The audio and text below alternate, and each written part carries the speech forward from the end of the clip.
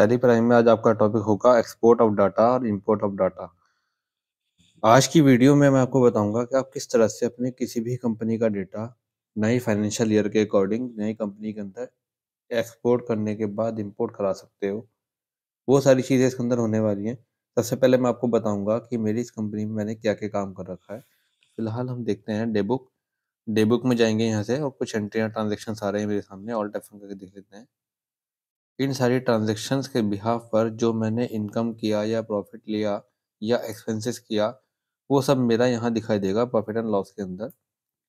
Profit and loss में दिखा रहा है कि मेरी इस कंपनी के बेस पर जो मेरा प्रॉफिट आ रहा है वो नेट प्रॉफिट 20,500 है।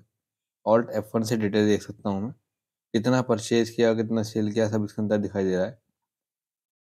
और बैलेंस शीट में चलते हैं। ऑल्ट F1 दबाऊंगा तो यहाँ पे बैलेंस शीट आ जाएगी, कितना क्लोजिंग बैलेंस मेरे पास रखा हुआ है, स्टॉक कितना है, डेटर्स कितने हैं, कैश इन हैंड में पैसा कितना है और बैंक अकाउंट में कितना है। तो ये सारा मेरा क्लोजिंग बैलेंस हो गया। और ये होता क्यों है?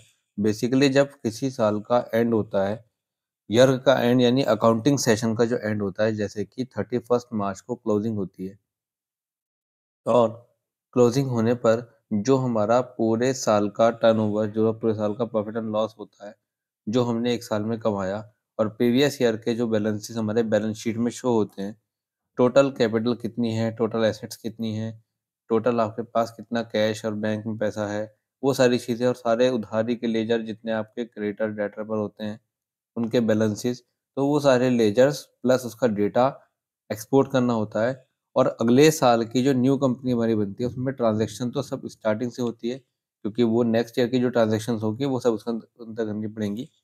बट जो हमारा पिछले साल का उधारी का बैलेंस होता है या जो भी कोई प्रीवियस बैलेंस होता है, वो सब लाने के लिए हमें पहले ओल्ड कंपनी में डाटा को एक्सपोर्ट करना पड़ता है।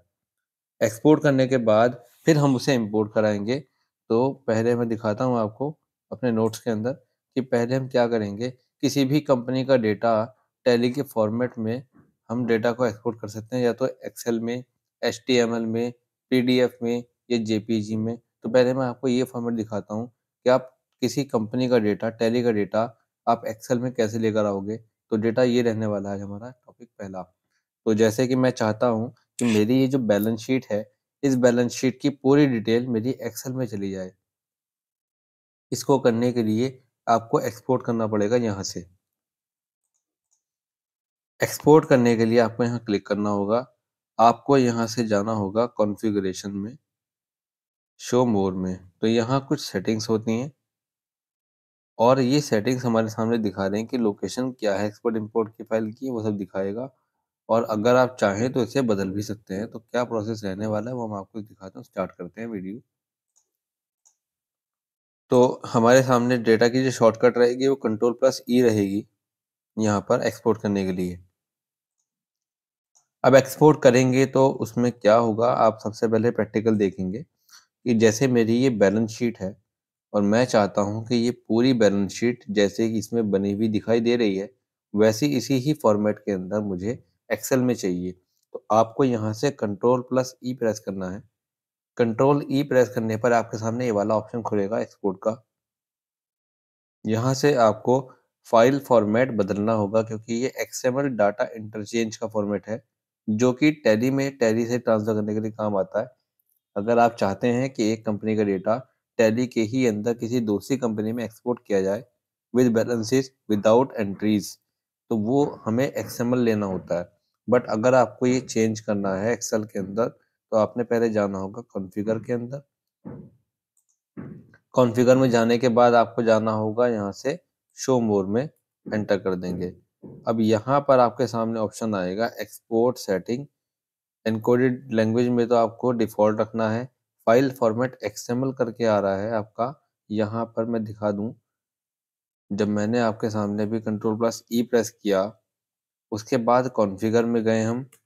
कॉन्फ़िगर में जाने के बाद शो मोर में गए और यहाँ से हमें लेना होगा एक्सपोर्ट सेटिंग्स के अंदर से फाइल फॉर्मेट, जिसका नाम XML डाटा इंटरचेंज आ रहा है। उस पर क्लिक करना होगा, एंटर करना होगा। और आप चाहें तो एक्सेल में ले सकते हैं, चाहे वो फाइल HTML के वेब पेज पब्लिशिंग पे ले सकते हो, कोई इमेज के रूप में ले सकते हो या PDF के रूप में ले सकते हो। बाकी ये तो टैली से टैली में ट्रांसफर करने के लिए काम आता है। ये भी मैं आपको भी बताऊँगा इसी वीडियो में आगे। आप वीडियो को लास्ट तक देखिए अगर आपको अच्छे से एक्सपोर्ट करना सीखना है तो। तो हम जाएँगे एक्सेल स्प्रेडशीट के अंदर।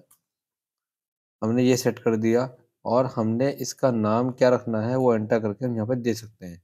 फिलहाल तो बैलेंस शीट लिखा हुआ आ रहा है।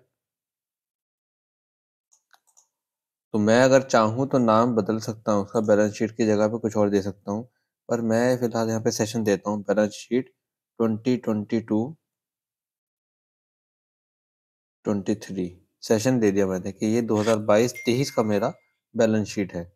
इसी के बिहाफ पर अब मैं अगले वाले कंपनी में सॉरी एक्सेल में उसे एक्सपोर्ट करूँगा। पहले इसे एंटर कर दूँगा और यहाँ से कंट्रोल ए करके सेव कर देंगे।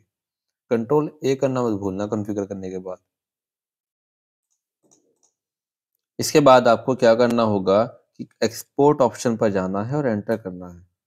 अब आपके सामने ऑप्शन है फेल टू क्रिएट, क्योंकि सेटिंग्स में कहीं गड़बड़ है। तो मैं दिखाता हूँ क्यों। क्योंकि लोकल ड्राइव वगैरह सेट नहीं किया हमने। अब यहाँ पर क्या हुआ था, हमने जो एक ऑप्शन यस किया था केवल फॉर्मेट लेने का किया था।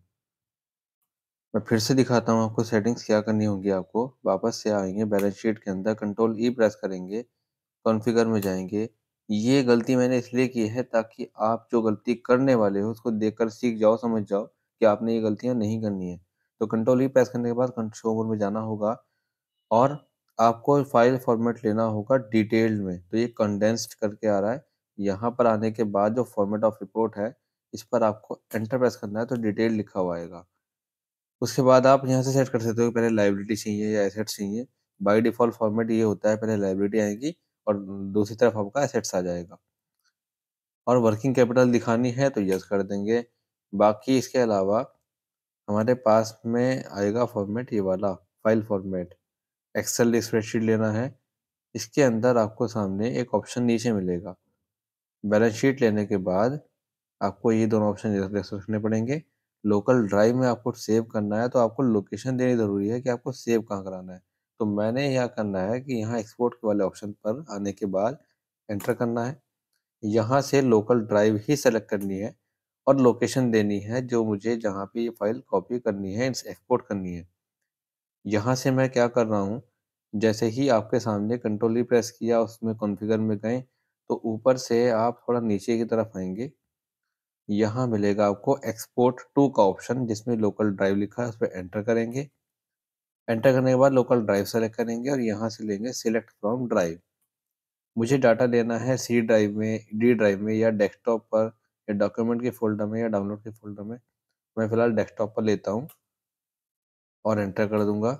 यहाँ से फ़ाइल का नाम रखा bsheet.xlsx। अब एक्सएलएसएक्स क्या है कि ये जो बी शीट है, जहाँ तक ये टी सिलेक्ट हो रखा है, बी से लेकर टी तक, तो ये तो फाइल का नाम है। डॉट लगाकर एक्सएलएसएक्स जो लगा हुआ है, ये इस फाइल का फॉर्मेट है, एक्सेल का फॉर्मेट है। तो ये चेंज नहीं होना चाहिए। अगर ये चेंज होगा, कुछ भी गलत होगा तो फाइल एक्सपोर्ट नहीं होगी। तो ये तो बाय डिफ़ॉल्ट लगा हुआ आता है, अगर नहीं आएगा कभी-कभी तो आपको ये लगा देना है। फाइल का नेम लिखो और डॉट एसएलएक्स लगाओ। जैसे कि मान के चलो मैंने रखा है यहाँ पर नाम balance sheet dot x L S x, ये लगाना नहीं भूलना आपने। तो आपने एंटर करना है अब यहाँ से और कंट्रोल ए से सेव कर देना है और अब एक्सपोर्ट करना है, क्योंकि देखो फॉर्मेट ऑफ रिपोर्ट आपका क्या है, डिटेल्ड में है। इंक्लूड वर्किंग कैपिटल यस हो गया हमारा। File format Excel, local drive C drive पे जाएगा डेस्कटॉप के अंदर इस नाम से, इस फॉर्मेट में। तो अब करेंगे एक्सपोर्ट और आप थोड़ा वेट करेंगे, कुछ फाइल हमारी यहाँ पे एक्सपोर्ट होंगी इस तरह से और ओपन हो जाएगी अपने आप। तो इस तरीके से आपका ये बैलेंस शीट मेरा एक्सपोर्ट हो चुका है, जो कि मैंने एक्सेल में किया। एक्सेल में हो जाने के बाद हम अगला काम करेंगे कि इसे हम किस तरह से पीडीएफ में लाएँ। तो पीडीएफ में लाने के लिए मैं आपको बताऊँगा एक अगली वीडियो में। आज की वीडियो में इतना ही, मिलते हैं अगली वीडियो में। आई होप आपको ये फीचर बहुत अच्छा लगा होगा और काफ़ी आपके यूज़फुल रहेगा। अगर आपको ये फीचर क्लियर से अच्छे से समझ में आया होगा तो वीडियो को लाइक करना ना भूलें और आप हमारी वीडियोस को ऐसे ही देखते रहें, सपोर्ट करते रहें और साथ ही साथ हमारे बेल आइकन को दबाएँ ताकि फ्यूचर की सारी वीडियोस की अपडेट आपको रेगुलर मिलती रहे। Thank you so much for watching.